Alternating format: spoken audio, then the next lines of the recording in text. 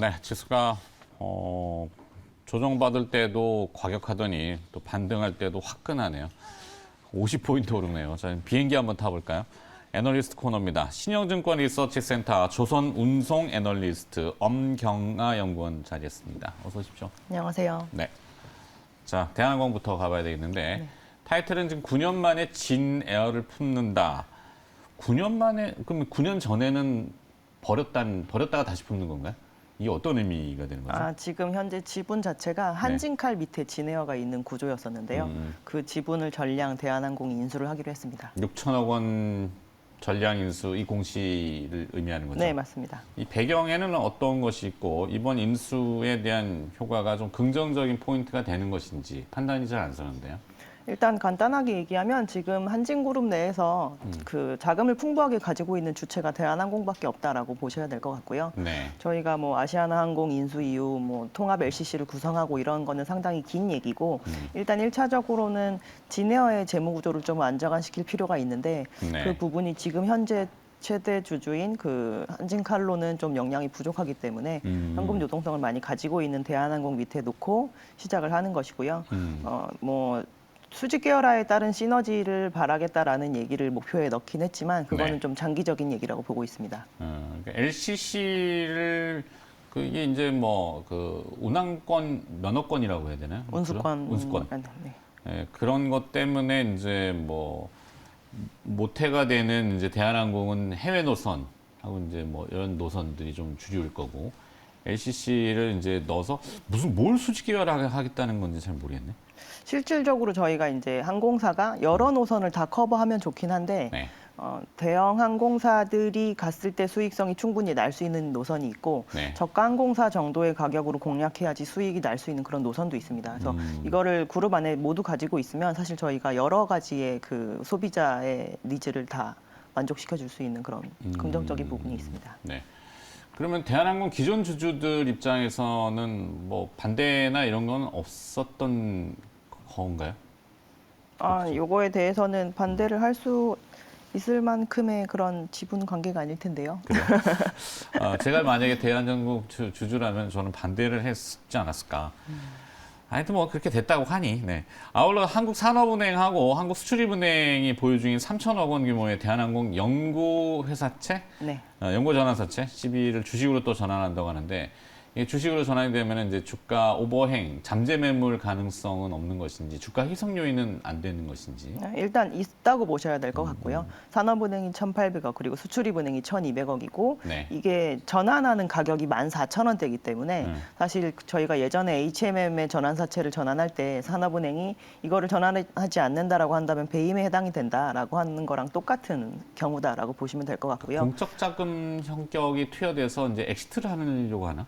그래서 이제 5.5%의 지분을 이 두 주체가 가지고 가게 되는데 네. 기존에 뭐 대한항공 경영권이나 이런 거랑 아무런 상관이 없는 부분이기 때문에 언제든지 시장에 나올 수 있는 오버행 매물로 아마 자리를 잡게 될 거다라고 보셔야 될 것 같습니다. 그렇겠죠. 아마 자금 회수를 하려고 들겠죠. 더더군다나 아까 좀 포인트가 대한항공이라는 타이틀도 그렇고 최근에 이제 좀 살아나려고 하는 리오프닝이라든지 뭐 항공 수요라든지 해외 여행 계획 증가 뭐 이런 것들 그 전에는 이제 화물 운송으로 좀 많이 또 버티긴 했는데 네. 결국엔 거슬러 올라가면은 다 알고 계시는 사주 일가의 그 잡음이 여러 가지가 맞물려서 엉망이 됐다가 이제 좀 살아나려고 했더니 또 진에어를 품는다고 하니 뭐 진에어가 잘 되는 날짜면은 누가 뭐라 하겠습니까만은 지금 뭐 LCC 업황이 안 좋고 자칫하면은 자본 조달을 해야 되는 이런 상황에서 품는다고 하니 참 뭔가 좀 껄쩍지근한 느낌으로는 그래요. 제가 만약에 주주라면은 왜 이렇게 하는 거지? 자, 그건 그거고 엔데믹 수혜주로 지금 항공주 얘기들 많이들 하는데 유가가 다시 올라가고 환율도 좀 올라가서 부담 우려는 변수는 있을 것 같아요. 항공주에 대해서 의견은 좀 어떠신지 그 매매 의견 그리고 또 최선호주가 있다면은 어떤 기업을 정리하실까요? 일단 6월 8일자 기준으로 방역에 대한 부분을 전면 이제 완화시킨 바가 있습니다. 네. 저희가 이렇게 되면 이 항공기 공급이나 이런 부분이 좀 빠르게 늘어날 수가 있는데요. 저희가 항공업에 대해서 내년까지 좀 괜찮을 것 같습니다라고 말씀드렸던 데 깔린 그 전제는 그 항공기 티켓을 비싼 값에 저희가 팔므로 인해서 네. 항공사들이 그동안 코로나 기간에 잃었던 이익을 다시 좀 어느 정도 회수를 하고 추가적으로 더 이익을 얻을 수 있겠다라는 그런 부분이 있었는데 저희가 봤을 때는 이 기간이 좀 짧아지지 않을까 싶습니다. 전면적인 재개에 나섬으로 인해서. 그래서 2023년 상반기 정도 기준으로 항공사들의 실적은 약간 피크아웃 할 수 있을 거라고 저희는 보고 있고요. 지금은 길게 보고 투자하신다면 하시지 말아야 되는 구간이라고 보고 있고. 좀 보류. 네, 저희는 여전히 아시아나항공이 최선 호주이긴 한데, 그러니까 저희는 LCC는 지금 추천드리지 않습니다. 지금 현재 국면에서는. 네. 근데 만약에 합병이 불발됐다라고 하신다면 기존에 갖고 계신 투자자분들은 조금 주당 가치 해석 가능성을 또 고려를 하셔야 되는 부분이 있기 때문에 네. 리스크는 생각하시면서 투자하실 거를 추천해드립니다. 네. 알겠습니다. 뭐 더 들어가면 복잡해지니까 비행기는 여기서 내리고 네. 배 타러 갑시다. 이제는 조선주 봐야 되겠죠. 조선주에 대한 전망도 좀 엇갈리고 있습니다. 하반기 실적이 부진할 수 있다 이런 우려도 있고 LNG선 수요에 대한 수익성도 오른다라는 긍정 포인트도 있고 그러니까 부정과 긍정은 항상 공존하기 마련입니다만 어느 쪽 비중을 더 높게 봐야 될까요? 저희가 수주 실적이 조금 상반기 대비 부진할 수 있느냐 아니냐를 따진다라고 한다면 네. 부진할 수 있다라고 보고 있고요. 그리고 만약에 매출 실적이 부진해지느냐라고 한다면 그건 아니라고 말씀을 드릴 수 있을 것 같은데 일단 지금 상반기가 거의 마무리되어가는 상황에 올해 목표치를 이미 달성한 조선 업체들이 상당히 많습니다.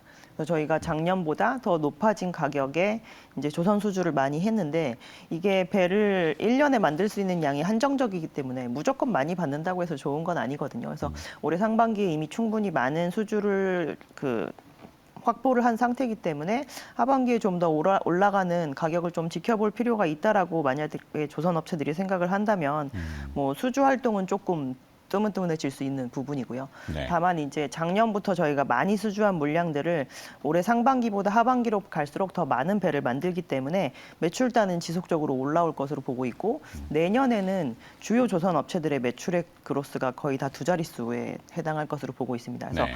올해는 지금 분기 실적 나올 때마다 뭐 판관비 정도의 적자는 그래도 감내를 해야 된다 이런 얘기가 나오지만 내년에는 이제 매출이 올라감으로 인해서 그런 부분에 대한 걱정은 좀 줄어들 것 같고요. 최근에 수주를 많이 한 선종 중에 하나가 이제 LNG 선박이고 어제 같은 경우는 이제 단일 선박 기준으로 2억 4천만 불을 돌파하는 수주 가격을 기록했다는 얘기도 나오고 있는데 네. LNG 수요가 증가함으로 인해서 작년에 이제 가격이 올라간 거고 저희가 가격이 올라간 매출은 당연히 더 뒤로 갈수록 많이 이제 매출로 인식이 될 텐데요.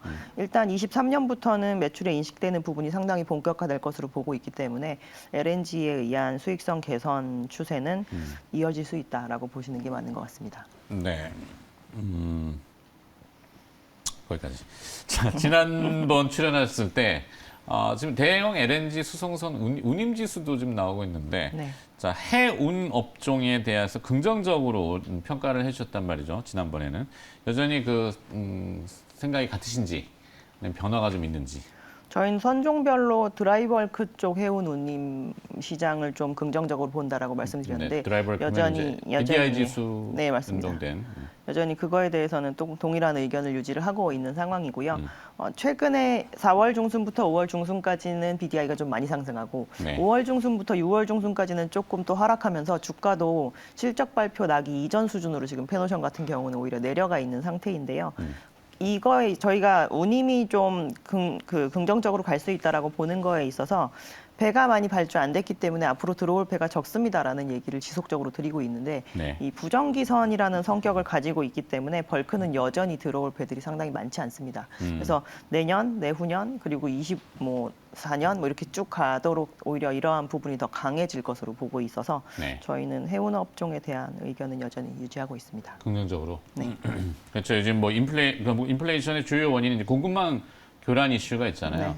뭐 지금 언뜻 아까 아침에 봤는데 러시아가 점령한 오데사항이 다시 이제 운항을 준비하고 문을 열고 뭐 이런 내용들이 언뜻 보이는 것 같은데 자 그러면은 이 벌크선 운임 지수하고 연동돼서 좀 긍정적인 업황은 계속 유지된다. 네. 알겠습니다. 시장에서는 또 우크라이나 이 재건 관련된 이슈를 꺼내들고 있던데요. 이거는 왜 뭐하고 연결을 지어야 되나요? 기본적으로 저희가 재건을 하기 위해서는 뭐 건자재나 원재료가 많이 수송이 돼서 그거를 바탕으로 재건을 하기 때문에 철도 같은 것도 그렇고. 예, 수송 수요가 많이 늘어날 수 있다라는 기대감이 있는 것인 것 같은데요. 네. 일단 아직 전쟁이 종료가 된 상태가 아니기 때문에 시기적으로는 조금 기대감에 불과하다라고 보고 있고 궁극적으로 만약에 이제 종료가 된 다음에 해상 운송 수요가 늘게 되면 당연히 해운 쪽이 먼저 좋아지니까 네. 해운에서 또 이익이 늘어나게 되고 그로 인해서 저희가 또 배를 발주를 해가지고 이거에 대한 투자를 하겠다라는 기조가 이어지기 때문에 해운이랑 조선까지 이어지는 그런 전반적인 그 긍정적인 영향을 줄 수가 있습니다. 근데 만약에 전쟁이 장기화된다라고 한다면 기대가 좀 빨랐던 거다라고 보셔야 되는 게 맞는 것 같아요. 그렇죠. 사실 이 전쟁 장기화는 뭐 아무도 예상할 수 없는 부분이고 어제 미국 연준에서도 뭐 그런 FOMC 이슈가 있었습니다만 전쟁이라는 변수는 미국 연준도 모르는데 뭐 우리도 모르죠. 하나만 좀 시간 관계상 좀 네. 남아서 여쭤볼 텐데 후판 가격이 오른다고 하잖아요. 배를 만들 때 이제 이 후판이라고 하는 후판가 상승은 수직성 저하에는 조금 악영향이 되겠나요? 만약에 여기에서 내년 협상 가격이 또 오르게 되면 내년 이 손익에 대해서도 저희가 예상한 것 대비해서 조금 낮춰놔야 될 부분이 있을 거라고 보고 있는데요. 네. 일단 올해 협상은 끝났습니다. 그래서 한 10만 원 정도 저희가 알기로는 인상을 하기로 한 거고 그거를 감안을 해서 어느 정도 조선업체들이 그 1분기 실적 나올 때 충당금이라는 계정으로 해가지고 그 부분을 실현을 시켜놓은 상태이기 때문에 네. 뭐 올해 이제 협상에 대한 부분은 이제 종료가 됐으므로 내년의 손익에 대한 부분의 변화는 있을 수 있겠지만 네. 이제 올해 손익에 대해서는 이제 후판 관련된 노이즈는 거의 종료됐다라고 보시는 게 맞는 것 같습니다. 글쎄요. 자, 오늘 시간 여기까지 듣도록 하겠습니다. 배하고 운송, 또 항공기까지 같이 들어봤고요.